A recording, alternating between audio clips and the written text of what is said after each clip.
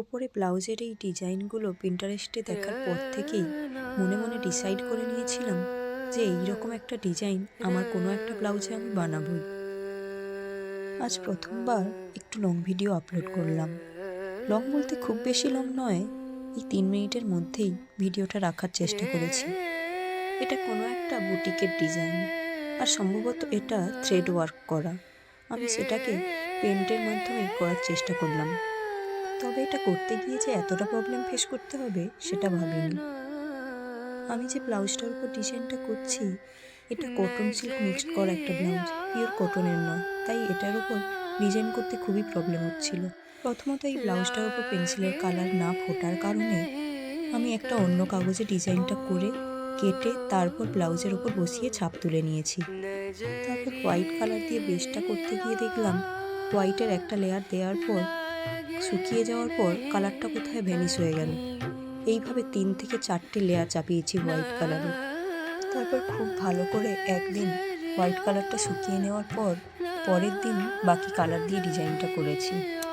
তারপর ফুল ডিজাইনটা কমপ্লিট হওয়ার পর ফাইনাল যে রেজাল্টটা এলো সেটা দেখার পর তো আমি ভীষণ খুশি।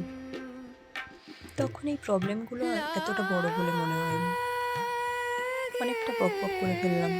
তোমরা ফুল ভিডিওটা দেখতে থাকো আর আমাকে কমেন্ট করে জানিও কেমন হয়েছে ডিজাইনটা।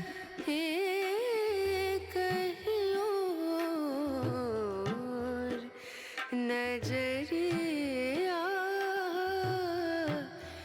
लागे नहीं कहीं और नजरिया लागे नहीं कहीं और नजरिया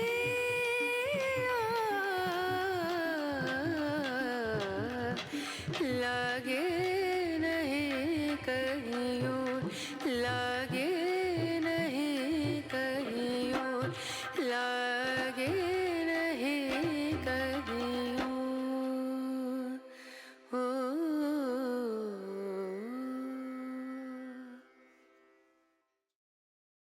रना रना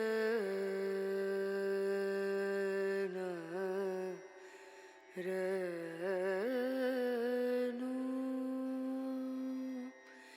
रे